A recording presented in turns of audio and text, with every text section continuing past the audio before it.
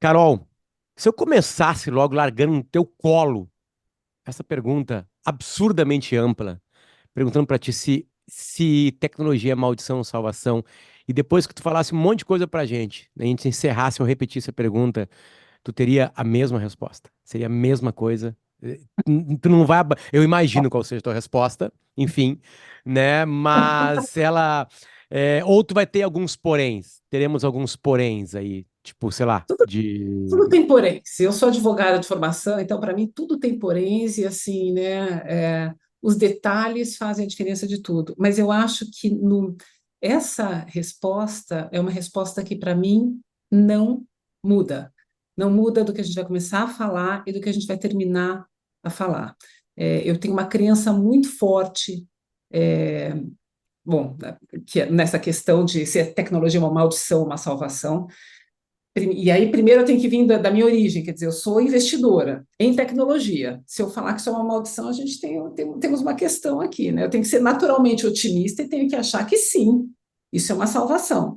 Mas não só eu acho que é uma salvação e vejo fatos comprovando que é uma salvação, como eu acredito que o ser humano, que é a principal ferramenta aqui no meio disso tudo, é o que vai provocar essa salvação. Eu também acredito que o ser humano, e aí é o outro detalhe da história, né? Tecnologia é fácil falar, o problema é falar de ser humano. E eu ainda assim, com relação ao ser humano, eu acredito que o ser humano é bom e que quer o melhor para a humanidade, que quer trazer mudança de maneira geral e que quer resolver os problemas que a gente tem hoje na sociedade. Eu tenho essa crença pessoal. A gente tá gravando uma entrevista no dia 1º de fevereiro, numa quinta-feira de 2024. Ontem, no Senado, não exatamente no Senado americano, mas enfim, um dos principais CPFs de tecnologia do mundo, o Mark Zuckerberg enfrentou uma conversa bem pesada para ele, né? E ele é um ser humano que toca tecnologia. Ele toca a nossa vida, o Mark Zuckerberg está na nossa vida diariamente. E quando a gente acompanha as frases, enfim, dificilmente alguém acompanhou, né, inteiramente tudo que aconteceu lá, né? Agora, cortes chegaram na gente. E ali a tecnologia não é tratada exatamente como uma salvação, né? Ali a gente pega as coisas ruins, né? Então, deixa eu mudar a pergunta. Mas Apoiado que é em o cima. papel deles, porque tem coisas que Exatamente. vamos lá, Exatamente. tecnologia, nada nesta vida é 100% bom ou 100% ruim. Tudo depende da forma como a gente usa. E o que eu acredito é que a forma como a gente vai usar ou está usando a tecnologia tende a ser, sim, uma salvação. E aí são inúmeras comparações, são inúmeros exemplos que a gente pode dar, né? E, assim, a inovação, ela é uma ferramenta de progresso inigualável, inigualável, e a gente tem aqueles ciclos de inovação do Joseph Schumpeter, que ele fala sobre esses ciclos, né? E ele vai falando, é um economista, ele tem uma teoria que é a teoria da destruição criativa, e ela vai apontando que assim um novo negócio surge à medida em que o outro negócio ele morre e a gente tem uma nova onda dentro desse negócio, essa onda de inovação. E à medida em que os mercados vão sendo transformados, vão sendo mexidos, modificados, essas indústrias vão ter um efeito maior na economia. Por exemplo, né, no século XIX, a logística do mundo dependia das linhas ferroviárias. Né? Quando isso acabou, mudou toda a demografia urbana, tudo foi alterado porque essa tecnologia foi disruptada, entre aspas, e ela foi modificada, e a gente começou a olhar a logística de uma outra maneira, de outras coisas que a gente poderia fazer. Tem um livro que eu acho que é muito interessante, que é aquele que se chama Guns, Germs and Steel, Armas, Germes e Aço, vamos lá, que é do Jared Diamond. Ele fala como é que a parte geográfica e a parte ambiental ele afetou o crescimento de determinadas civilizações e como esses fatores foram muito mais relevantes do que a superioridade intelectual de cada uma das civilizações que existiam. E a distribuição de poder ela acabou acontecendo muito mais por fatores externos do que pela inteligência dessas pessoas. Eu acho que, fazendo um paralelo com o que a gente vê de ciclo de inovação, de maneira geral, eu acho que esses ciclos de inovação eles não acontecem de uma forma controlada. Eles acontecem e dependem de fatores externos para se desenvolver. A gente já passou por vários deles e cada vez esses ciclos são mais curtos. Então, a gente está no que a gente chama de uma sexta onda de inovação, que é a onda da inteligência artificial, que é a onda dos robôs, que é a onda de clean tech, de sustentabilidade, etc. Mas a gente passou por várias ondas que foram muito mais demoradas, que demoravam, sei lá, 60 anos, 80 anos, e hoje a gente está, assim, a proposta, entre aspas, né, na teoria, é que demore 10, 15, 20 anos. E a gente sempre teve esse nervosismo, essa ansiedade com relação à tecnologia e inovação, né, porque ela mostra um rompimento profundo. O fogo, quando o fogo apareceu, imagina que não foi o fogo aparecer para a humanidade. E a gente vai falar, bom, o fogo não dá para usar porque o fogo é um perigo. É um perigo, mas sem o fogo você não desenvolve a humanidade. Então você precisa do fogo. O fogo, em termos de tecnologia, assim, fazendo um paralelo com tecnologia, foi tão importante para a humanidade como é a tecnologia. E o fogo a gente não deixou de usar, e a gente não viu o fogo como uma maldição. A gente pode ver o fogo como uma maldição quando ele é mal usado, mas ele é uma salvação, porque ele transformou a humanidade e nos fez chegar até onde a gente está. Deixa eu pegar esse gancho que tu faz sobre de confiar nas pessoas que tocam, né? É que parece que a gente está falando de um grupo seleto e, na real, são milhões de pessoas criando tecnologia, usando a tecnologia como criação, vindo da inovação, enfim, né? Partindo dela para isso, né? Ahn, Tem uma pegada muito legal, interessante no teu trabalho de tentar dar um equilíbrio maior, né? Colocar mais a mulher como protagonista nesse novo ambiente, né? Novo ambiente não, nesse ambiente tecnológico, digamos assim, né? Esse programa está linkado à Tecnopuc, que vai para o SXSW, eu já fui umas 5, 6 vezes lá e sempre tem palestra de como a mulher pode entrar mais no mundo tech. Né? Como é que faz? Empresas que conseguiram fazer isso e por que que deu certo? Como é que elas se movimentaram, né? A gente viu gente grande, pensadora, agora apavorada com inteligência artificial, né? A inteligência artificial em si, ela ainda é uma mão muito mais masculina do que feminina. Ela ainda, ou ela já é um primeiro momento que a mulher consegue mais espaço, né? Enfim, e aí eu tô falando macro de inteligência artificial. Tu consegue ver uma mão feminina mais nessas criações, ou ainda há uma defasagem, que não tá indo no ritmo desejado, enfim.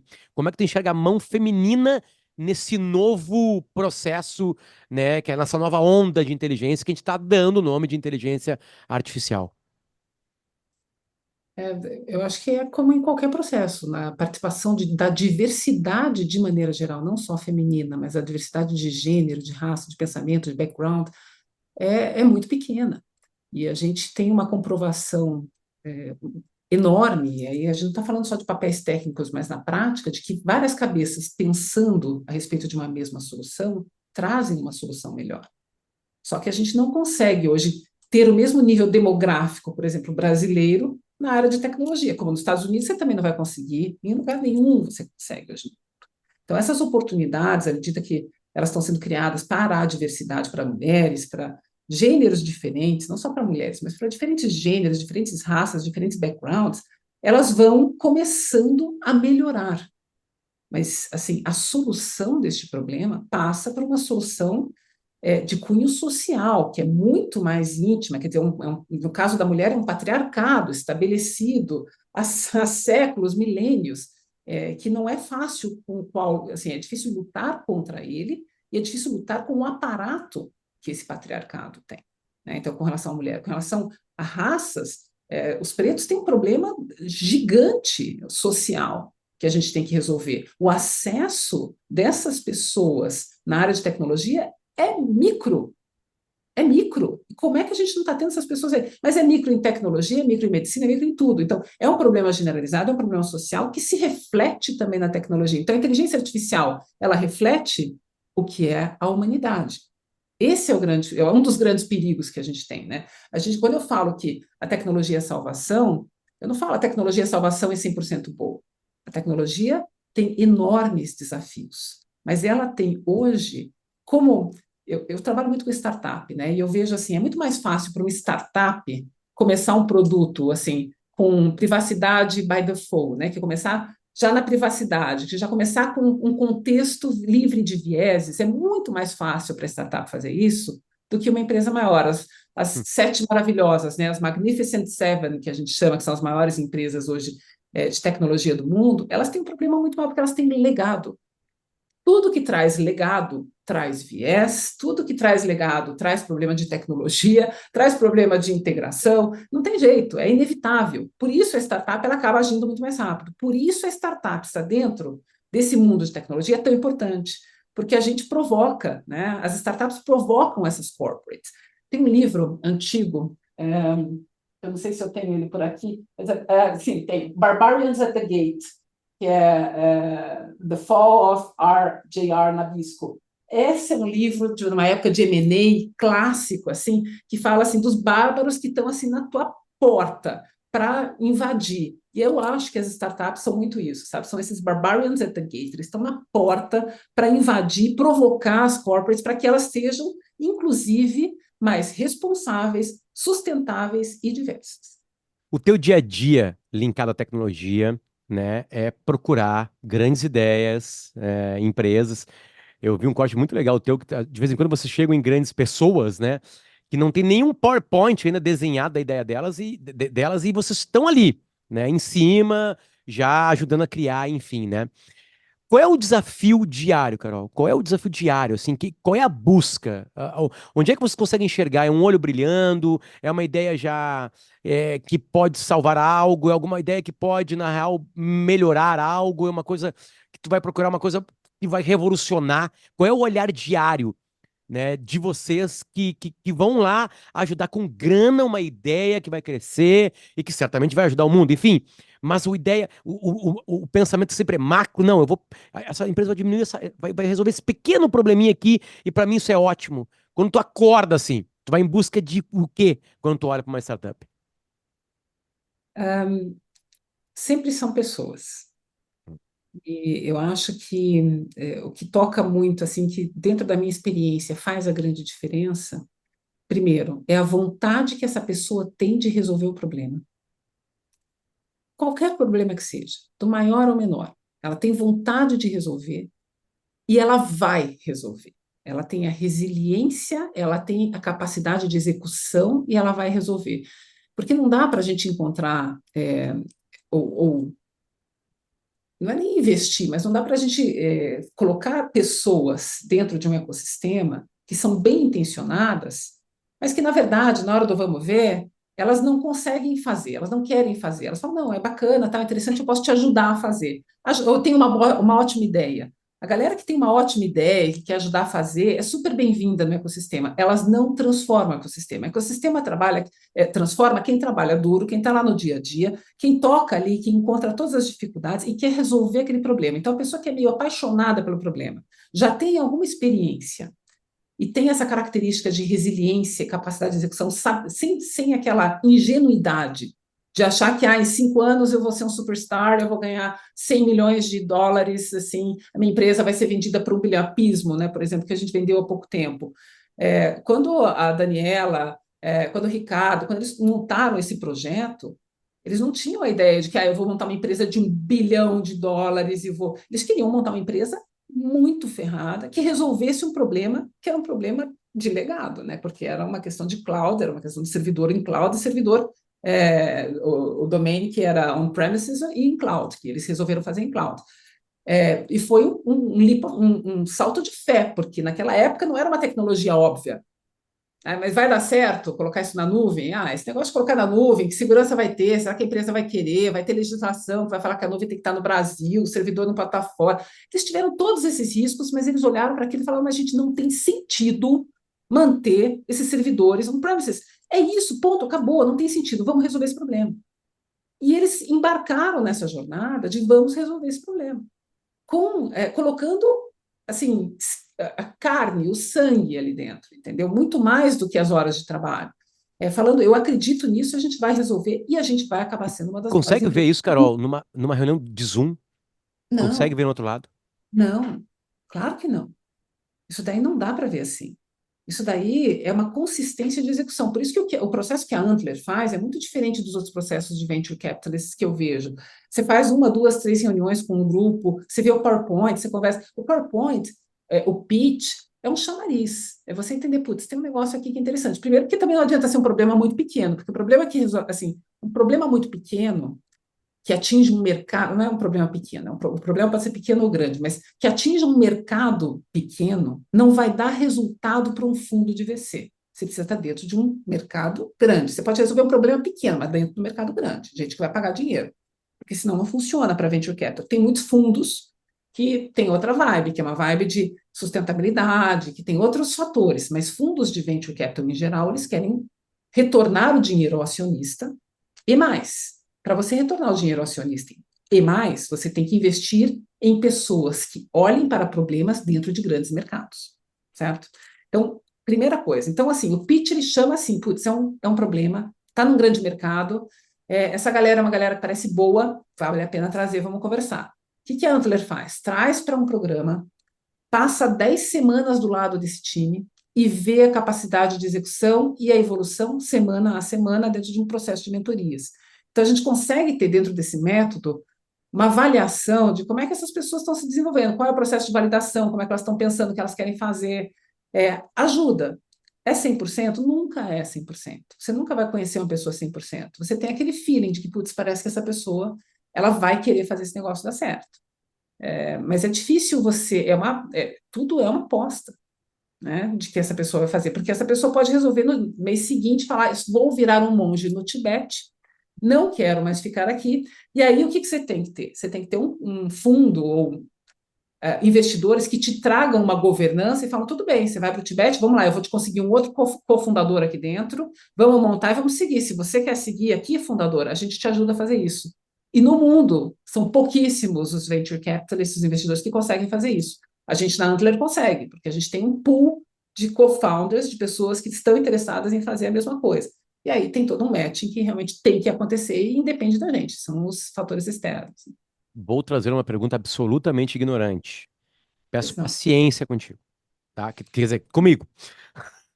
É, é, tu vai entender por que ela é ignorante, tá? Hum. Bate um pouquinho mal em mim, nascido em 1979, essa ideia de criar uma empresa. E até quando tu falou isso aí, tu falou com um tom crítico, tá? Não que seja uma crítica sempre. Eu entendi como tu falou. Para ser vendida. Quando a gente conhece aqueles velhinhos e velhinhas que criaram empresas que têm 20, 30, 40, 50, 60, 70 anos, eu acho que nunca passou na cabeça deles. Eu sei que isso não existia no mercado, eu sei que é uma coisa recente, enfim, mas não batia neles a vontade de vender. Batia neles a vontade de fazer um calçado muito confortável. Batia neles de uma vontade de fazer. Eu acho que agora eu vou lançar uma área que eu vou errar, mas tudo bem, eu vou citar e tu me corrige. De um chip muito legal, certo? Eu tô errado de ter esse sentimento? Tipo assim, como assim ser vendido? Tu tá criando. Não, tu não quer resolver, tu não quer. Como é que apareceu essa frase no meio da reunião? Eu quero ser vendido, para ser vendido. Enfim, foi ignorante a pergunta, né? Não, imagina, e não existe, primeiro que não existe esse negócio de pergunta ignorante. Pergunta é sempre muito bacana, muito bom. Até porque faz a gente pensar, e até pensar no que eu mesma falei. Nenhuma empresa é criada para uma coisa ou outra. Sabe que quando eu comecei a fazer venture, eu lembro que tinha um slide obrigatório em todos os comitês. Como é que vocês vão sair dessa empresa? E aí a gente tinha que fazer aqueles cenários de futurologia, de eu acho que, sei lá, o UOL vai comprar. Eu lembro de várias vezes assim, a UOL comprou várias empresas já que eu achava que eu fosse investir, que eu ia investir, a UOL ia comprar. A Microsoft vai ter interesse, ou sei lá, tipo, vai ser uma corporate aqui no Brasil. Isso tudo é uma grande bobagem. E a gente fazia toda a estrutura pensando, não, vamos fazer essa estrutura desse jeito, porque vai ser uma empresa americana que vai comprar essa.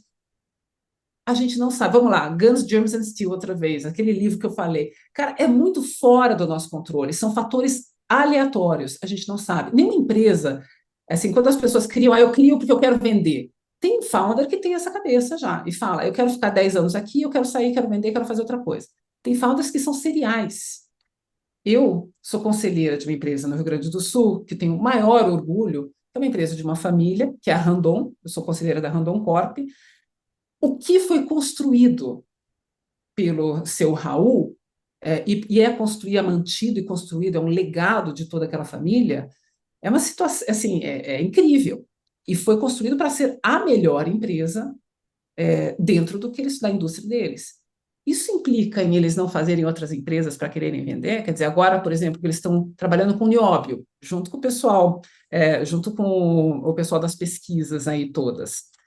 e outras empresas do Sul também. Isso implica que eles não quererem criar empresas ali e venderem e eventualmente monetizarem, porque eles não querem tocar aquilo, porque eles descobriram uma substância que é muito boa para autopeças, para tintura, para tinta de autopeças, mas que além disso também é muito boa para proteção solar. Só que eles não vão querer tocar esse negócio de proteção solar. Implica eles terem essa patente e eventualmente quererem fazer outra coisa? Não. Então, assim, a vida de uma empresa é múltipla e ela vai acontecendo de diferentes maneiras. Startups, em geral, elas têm esse termo de, entre aspas, venda ou de uma saída, porque como você tem investidores dentro da startup, você tem que dar oportunidade para esses investidores saírem. Um fundo de venture capital não pode passar a vida ali dentro. A Randon tem grandes investidores, mas está no mercado de capital aberto desde 73, se não estou enganado, foi uma das primeiras empresas a abrir capital no Brasil. Ali ela consegue o financiamento dela, mas a gente está falando de outros financiamentos. O financiamento de uma startup, ele tem que considerar, sim, como é que você vai fazer essa saída. Você precisa fazer cenário de saída obrigatório, isso tudo é bullshitagem, bobagem, isso não vai acontecer de fato.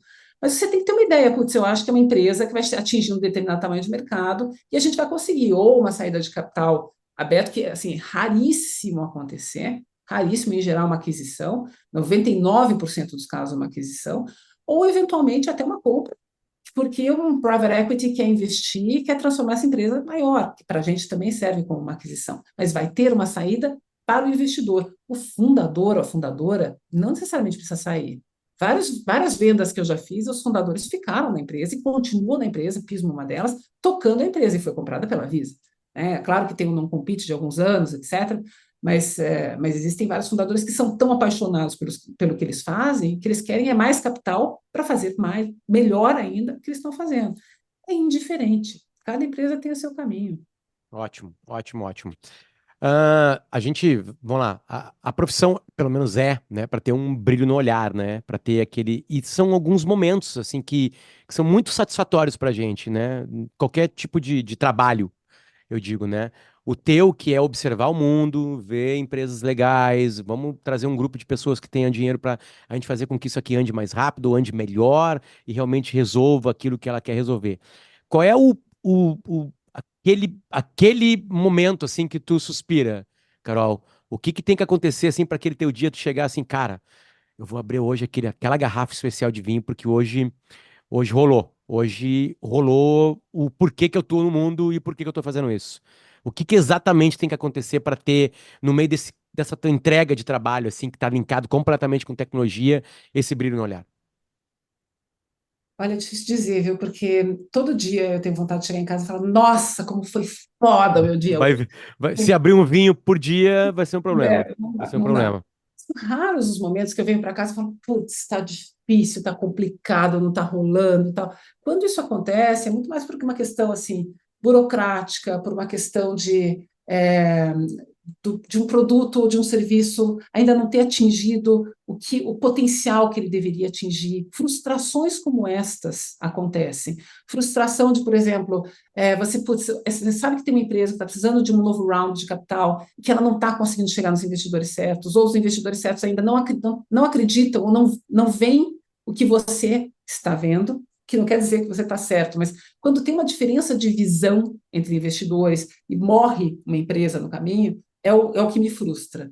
Mas, em geral, 99% do meu tempo, assim, são os dias que eu chego em casa e falo: Nossa, foi demais. Ou foi demais porque a validação está dando certo, ou estamos indo no caminho legal, ou porque a validação não deu certo e a Mas gente tem já um está clímax nessa encerrando. felicidade, né, que acontece 99%. A minha pergunta é muito mais, tem um clímax para descobrir qual é assim o topo do Everest, né, Ah, o para topo do esse tipo Everest, de para investidor, o topo do Everest é você fazer uma belíssima venda e você poder retornar dinheiro para as pessoas que acreditaram na sua visão, lindo. e acreditaram em você. Isso sem sombra de dúvida. Então, quando você faz uma belíssima venda, é ali que é o champanhe, tá? Ali é o champanhe. Mas o vinho ou o dia a dia de você trocar as alegrias são enormes. O ganho é muito mais do que esse reconhecimento de que você fez um bom trabalho em termos de investimento. O reconhecimento de que você fez um bom trabalho é um reconhecimento de ecossistema. É eu estar aqui falando com você. A gente tem pessoas ouvindo, e a gente tem pessoas que depois, sei lá, tipo, me encontra e fala, puta, Carol, eu tenho uma ideia, queria discutir com você, queria conversar. E a gente sabe, isso é muito mais. Então, você poder participar desse ecossistema, não necessariamente tendo um reconhecimento do ecossistema, mas você poder participar dele e achar que, de alguma maneira, você faz com que ele seja acelerado ou que ele seja mais eficiente pela experiência que você já teve, isso eu acho que é absolutamente transformador e, para mim, transforma a minha vida. O que é o gás que eu tenho, sabe? É o que me faz ir todo dia para o trabalho, assim, a gente fala muito isso aqui em São Paulo, né? Com sangue nos olhos, mas eu vou todo dia para o trabalho Uhum. feliz da vida. Lindo. Carol, uma palavrinha que às vezes vira palavrão no Brasil é dinheiro, né? O Brasil não lida bem com dinheiro em todos os sentidos, aparentemente, né? Ou porque falta para muita gente, ou porque quem tem pode ser, né, uma pessoa não tão agradável assim. Enfim, é uma discussão sempre muito difícil. É muito politizado, o Brasil tem um momento muito complicado, né, nesses últimos anos, enfim. Que é o dinheiro, né? Já que isso é tão importante no teu dia a dia, né? De buscar soluções através dele, né? De investir. A palavra investir está muito em cima disso, né? Enfim, tira palavrão da palavra dinheiro, né? Para quem está nos escutando, né? Trata melhor, dá um sentido para ele agradável, já que aqui no Brasil é tão complicado falar de dinheiro. No mundo porque a gente tem um problema de acesso a essa ferramenta, porque para mim dinheiro é ferramenta, é um meio para você chegar a um fim. E a tecnologia também, é a mesma coisa. O acesso a dinheiro, a capital, é que é complicado. E o que a gente tenta fazer como investidores, e cada investidor tem a sua vibe, tem o seu modelo de negócios. O modelo de negócios da Antler é pegar aquela pessoa que não tem acesso a capital e ajudar essa pessoa a ter. Por isso que na Antler, no nosso fundo, a gente tem investimento do BNDES, a gente tem investimento de fundos soberanos. Então, globalmente, eu tenho fundo soberano da Dinamarca, da Noruega, de Singapura. Então, essa galera investe por quê? Porque ela sabe que esse dinheiro precisa chegar naqueles fundadores e fundadoras que ninguém está olhando, que estão fora desse ecossistema também e que precisam desse primeira faísca para seguir. Agora, a ideia de trazer dinheiro para essas pessoas e de investir nessas pessoas não é necessariamente para criar. Não quer dizer que, mas então essas pessoas vão ter mais dinheiro e elas vão ficar num nível diferente das demais. Não, elas vão criar uma tecnologia que vai ser mais acessível a todos, por exemplo. Uma health tech que eventualmente faça uma análise de imagens muito mais barata do que você fazer um exame, como um exame caríssimo que a gente tem hoje em dia, que é um PET scan. Então, a gente tem um PET scan caríssimo, será que a gente não tem um tipo de diagnóstico que a gente possa fazer por imagens que seja muito mais barato e que a gente possa levar para todo mundo? Esse é grande sonho. Uma fisioterapia que possa eventualmente ser feita do Amazonas ao, sabe, tipo, ao Chuí, a qualquer lugar, em qualquer lugar, por meio de tecnologia, que possa ajudar essas pessoas e que possa ajudar as pessoas que não têm acesso a médicos caros, que não têm acesso sabe, a tecnologias muito elaboradas, tecnologia simples, que ela possa fazer como se fosse um game, como se fosse um movimento de um game. A gente já tem essa tecnologia, que pode ser acoplada ao SUS em qualquer momento.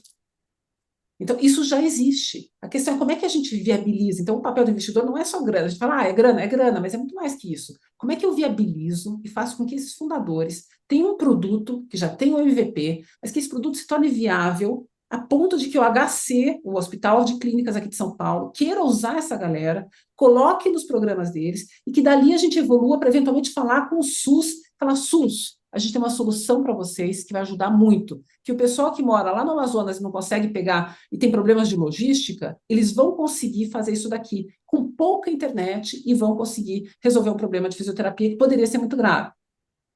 E assim, a gente está falando de coisas que escalam. A gente começa com coisas que não são escaláveis e, à medida que a gente vai evoluindo na tecnologia, a gente vai começando a escalar cada vez mais.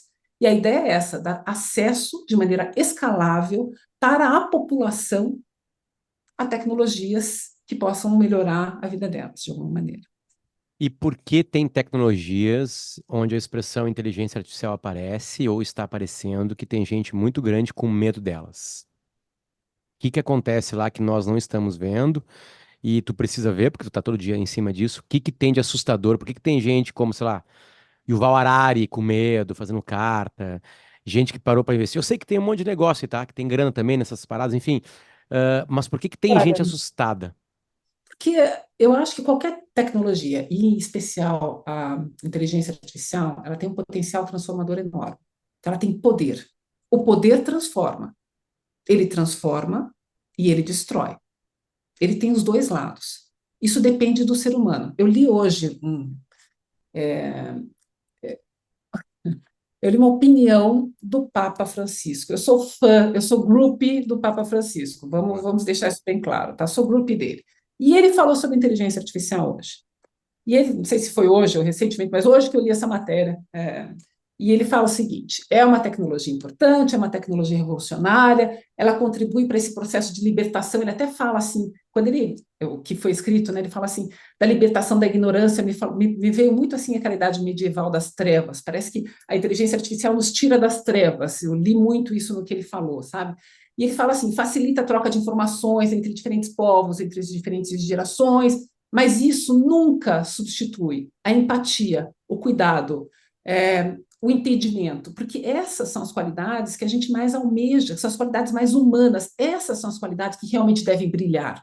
As qualidades analíticas, porque o que a inteligência artificial tem é uma qualidade analítica, preditiva, analítica. Isso é essencial, é importante o ser humano desenvolver tudo isso, mas agora a gente consegue fazer isso com máquina, que não só com machine learning, mas realmente com um processo de inteligência artificial dentro de um programa de linguagem que funcione dentro de um contexto, que não deveria ter vieses, tem todas as questões éticas e responsáveis que deveriam ser cuidadas, mas a verdade, e quando o Papa Francisco fala sobre isso, ele fala assim, a inteligência artificial é como se fosse um reflexo da própria dignidade humana. Ele fala isso e da nossa capacidade de criar. Não colocando a responsabilidade da gente como se a gente fosse um criador, mas essa é a verdade. Nós estamos no papel de criadores dentro dessa tecnologia. E a resposta, eu acho que está muito nisso, sabe? Depende de nós. É aquele clássico, compete a gente, ao ser humano, à humanidade, decidir se a gente vai virar um alimento para os algoritmos ou se a gente vai nutrir o nosso coração de liberdade com ele. Se a gente vai usar isso como uma escada, como uma alavanca para que a gente seja mais livre, para que a gente possa fazer mais ainda, sabendo que essas tarefas mais básicas estão sendo cuidadas de uma outra maneira, com responsabilidade, dentro de contextos viáveis e sem vieses, ou com o mínimo de viés possível. Então, todos esses cuidados, e, puxa, colocar o Mark lá falando com o Congresso é importante, é muito importante, é essencial. Os políticos têm que se preocupar com isso, e muito. Quando você vê o Scott Galloway falando, né, sobre as principais forças, ele fala aquele livro, Os Quatro, né, que ele fala sobre as principais empresas de tecnologia, e ele faz a comparação com estados, a gente tem absoluta certeza que essas empresas têm muito mais poder do que vários países. E é um erro, um equívoco enorme do governo não se envolver nesses assuntos. Precisa se envolver, mas tem uma delicadeza, tem uma gentileza. Se você se envolve tanto a ponto de matar, você não usa tudo isso que pode trazer abundância e que pode realmente transformar a humanidade. Ao mesmo tempo, se você deixa tão livre assim, você corre o risco do poder. Aquele poder que transforma e destrói coisas belas, como já disse Caetano, É essa verdade. história, entendeu? Então, assim, você tem esses dois, você sempre está nessa dualidade. O mundo é isso, essa dualidade, a dualidade da política, do que você pensa sobre grana, de tudo. A É, questão é como é que a gente trabalha isso. e quem tá assustado espiou mais ou baseia-se nisso que tu falou, que sim, pode dar errado, enfim, né? Sim, Ou é uma informação que não temos? eu acho É, que é- vai se baseia muito na natureza, dentro da minha leitura. Assim, a gente não sabe nada, né? Quem sou eu para analisar o que as outras pessoas pensam a respeito desse tema? Mas dentro da minha leitura, tem um livro, outro, adoro livro, tem um livro que se chama Humankind, que eu acho que é maravilhoso, que ele fala sobre é, como o ser humano, na verdade, é bom. E a gente interpreta, às vezes, as coisas que os seres humanos fazem de uma maneira talvez equivocada. E eu acho que depende muito de como a pessoa vê a natureza humana, sabe? Eu acredito que o ser humano é bom ou não, primeiro. É uma questão filosófica. Depois, eu acho que a gente tem as ferramentas hoje em dia, éticas, de governança, políticas que podem sim colaborar e corroborar para que esta tecnologia chegue ao seu potencial de uma maneira responsável. E eu acredito nisso. Eu acredito que sim, a gente não pode deixar de usar uma tecnologia. Aliás, eu acho impossível deixar de usar uma tecnologia, porque, não, mas isso aqui vai dar um problema depois. Bom, boa sorte, você combina com quem isso tudo? Vai combinar com os chineses isso. Então, a gente aqui no Ocidente, a gente não vai usar. Aí no Oriente, vocês decidem o que vocês vão fazer. Então, o fogo, a gente só pode usar nessa região aqui do mundo. Na outra região do mundo não usa fogo. Não existe isso, gente. Então, assim, a questão de. Quando saiu essa carta, eu lembro que eu mandei uma mensagem para o Pripas, para o Flávio Pripas, que é um grande amigo meu, e eu lembro que eu falei, Flávio, cara, isso aqui é Dark Web. Só pode ser. Ele não pode ter escrito esse negócio, eu não consigo acreditar, porque na minha visão era tão. Na minha visão, até absolutamente egocentrista, era, putz, mas é tão óbvio que não. E aí eu comecei a parar para pensar, falei, claro, não é óbvio. Não é óbvio, porque existe uma dualidade nisso, existe um risco, um desafio enorme para ser cumprido nesse processo, e quem somos nós para saber onde vai dar? A gente só tem a crença. Como eu sou investidora, eu estou acostumada a lidar com essa crença.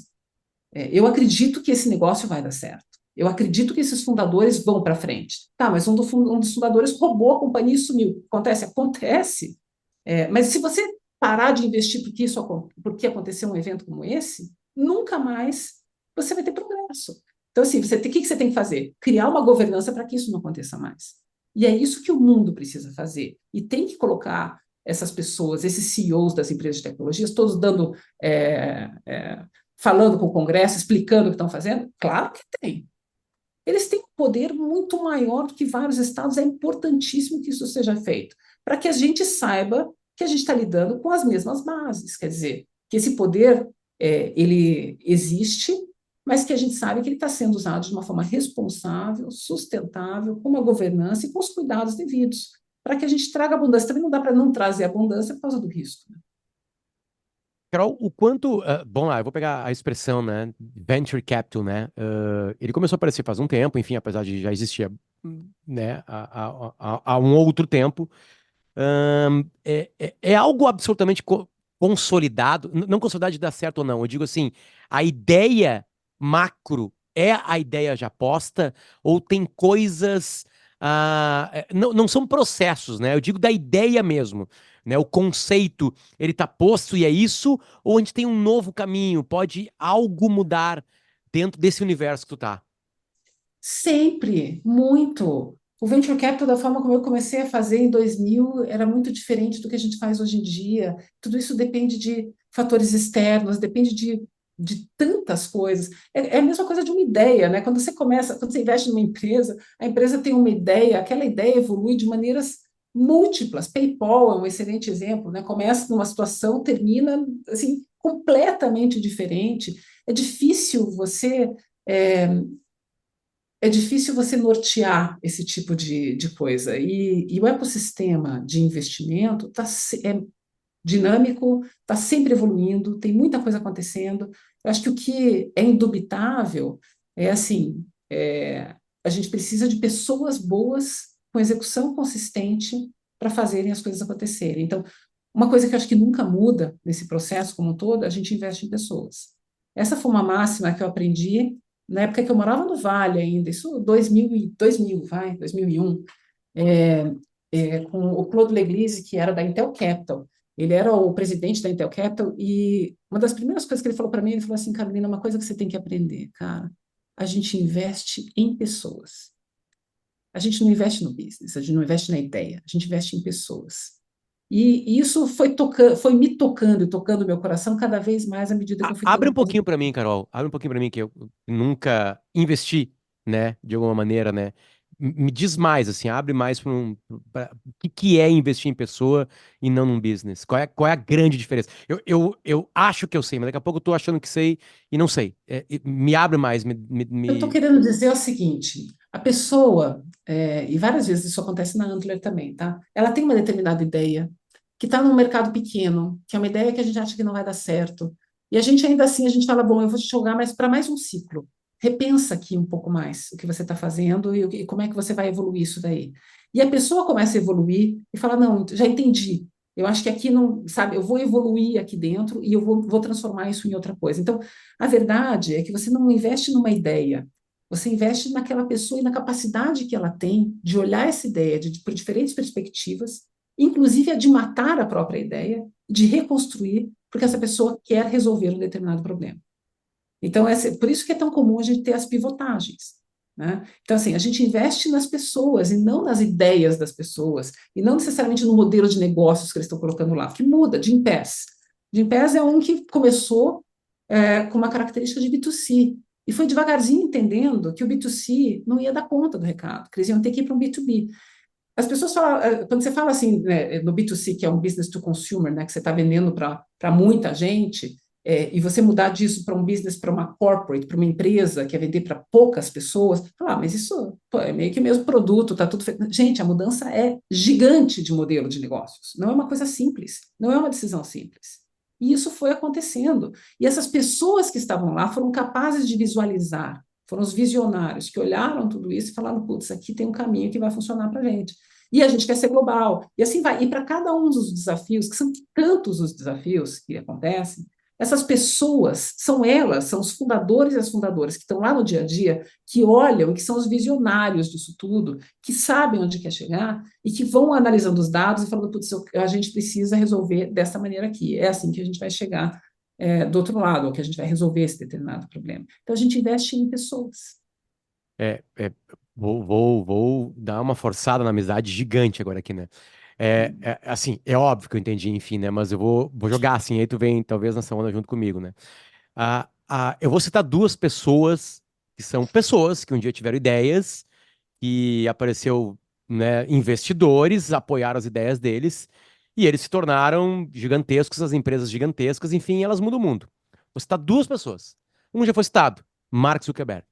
Eu vou citar outro, Elon Musk. São pessoas absolutamente controversas, com vários inimigos, enfim, né, com governos não conseguindo controlá-los direito, enfim, né?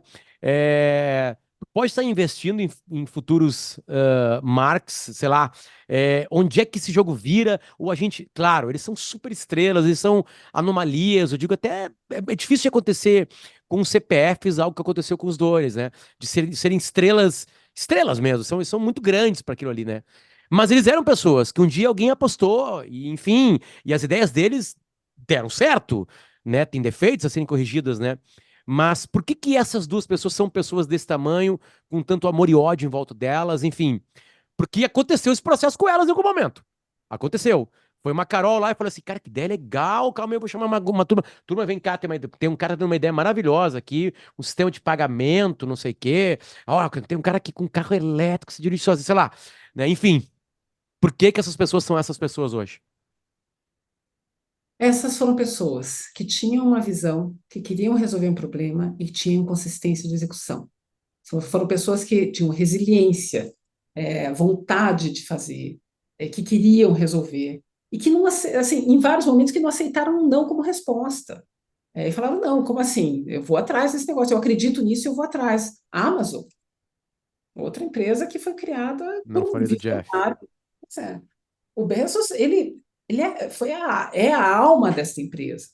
E ele começou lá na garagem, não, mas eu quero vender livro. Não, mas espera aí, quero vender livro e como é que eu vou fazer esse negócio crescer? Como é que eu vou escalar isso daqui? Mas eu posso vender outras coisas também. Vamos fazer tudo no manual aqui por enquanto, porque nada começa escalando. Né? É engraçado, as pessoas acham que já desde o início já tem Hum, 10 mil funcionários, é uma super empresa. Não é nada disso. 10 mil, claro que não, mas tem gente que já contrata cinco, e assim, gente, na boa, no CID, você contratar cinco pessoas de repente, não dá. Você tem que ter muito estômago para isso. Você vai fazendo você pega teu filho, você sabe? É uma coisa muito bootstrapping é raiz. E é assim que acontece. E essa galera também fez um bootstrapping raiz, mas sempre assim, pensando no objetivo final e sem se preocupar muito com os espinhos no caminho, os espinhos, as pessoas que eles consideravam espinhos no caminho. Eduardo Saverin foi um grande espinho, por exemplo, para o Mark, que ele tirou,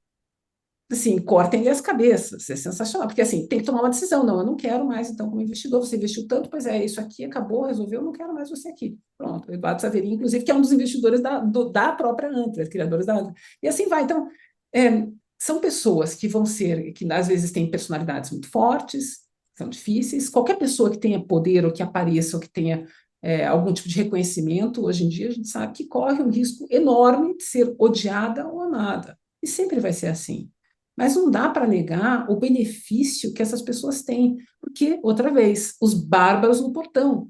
É essa galera que vai te empurrando para um pouco mais. Você acha que, assim, sem a Amazon, a gente estaria no nível que a gente está assim, em outras empresas de correr atrás, de querer fazer coisas de saúde, os investimentos que a Amazon fez em logística de cadeia alimentar, essas coisas, assim, a Amazon está fazendo isso e está provocando essas mudanças.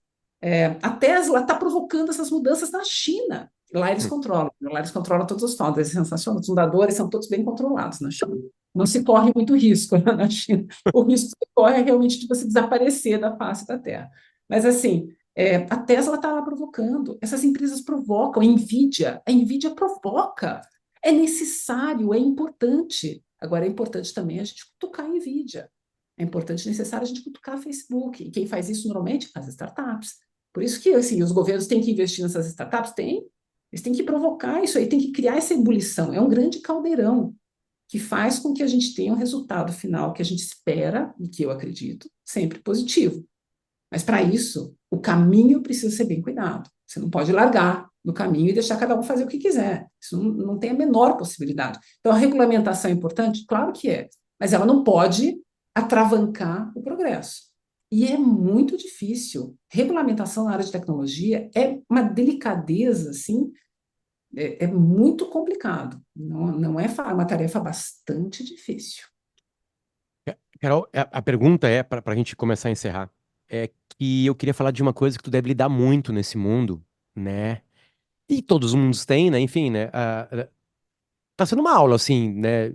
As tuas respostas, porque ela serve para qualquer mundo, né? Porque tem uma praticidade com carinho, uma praticidade com carinho. Tu tem muito carinho no que tu lida, né? E ao mesmo tempo tu tem que trabalhar. Vamos lá, vamos se mexer.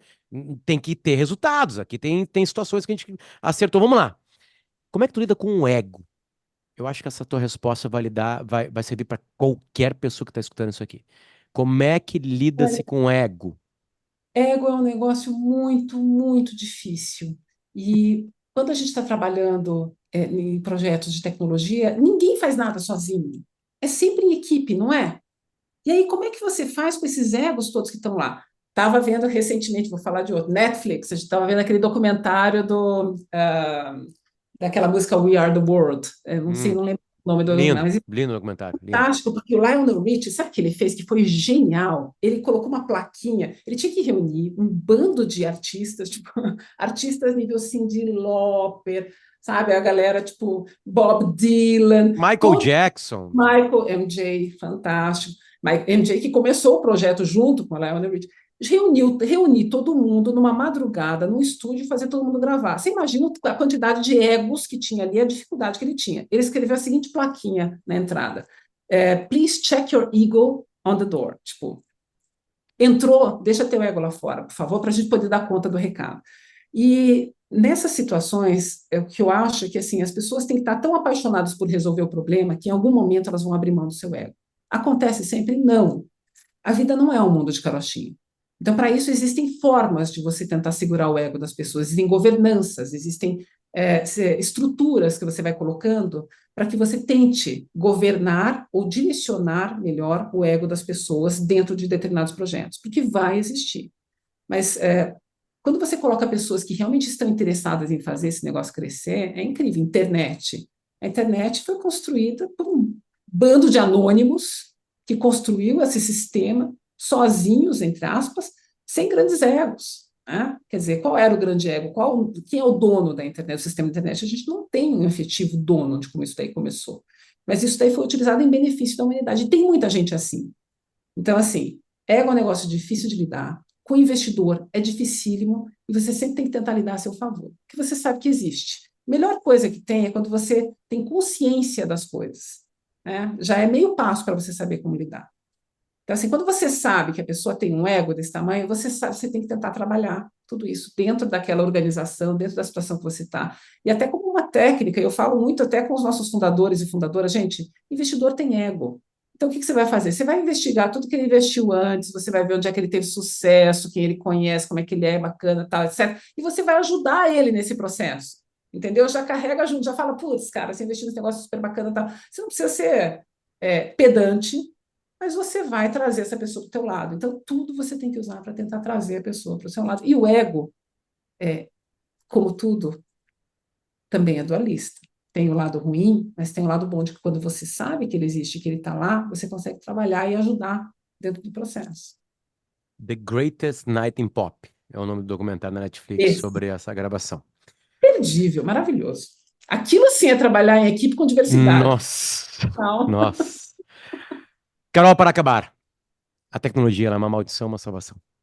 ela é salvação. Ela é salvação. Tudo depende da gente, de como a gente vai fazer essa tecnologia ser desenvolvida. E volto a falar, a gente quer ser simplesmente um alimento para os algoritmos, isso, palavras do Papa Francisco, hein? A gente quer ser alimento para dados, ou a gente quer usar tudo isso como um step, né? Como uma escada que nos ajude a alcançar níveis de abundância, de felicidade, de liberdade maiores e de acessibilidade para as pessoas, para todas as pessoas. A gente tem esta capacidade. A gente tem que acreditar que o ser humano é bom e que vai fazer isso de maneira cautelosa, sempre tomando todos os cuidados, sabendo que temos desafios, mas eu sempre falo para as pessoas, eu sou cautelosamente otimista. É uma boa frase. É uma boa frase. Muito obrigado pelo teu tempo e teu carinho com a gente. De Obrigada a você, verdade. é um prazer estar aqui com você falando. Obrigada. Obrigada, Matheus, também que está nos ouvindo aqui. Matheus Riga tá cuidando da gente aqui de pertinho pra ver se a gente não cometeu nenhum erro. Ele não se meteu na tela, então acho que a gente foi bem. A gente foi Acho bem. que a A gente gente andou, tem uma estrelinha, né, Matheus? Está tudo bem. a gente andou bem. Carol, Tudo muito obrigado. certo. Ó, tá aí, tá? Viu a voz do além, a voz de É, Deus, voz de Deus, voz do Papa, através do Papa, enfim. Carol, muito obrigado, tá? A gente se reencontra. Beijão. Com Obrigado pelo certeza, carinho. a gente se encontra aí. Beijos, tchau. Tchau, tchau.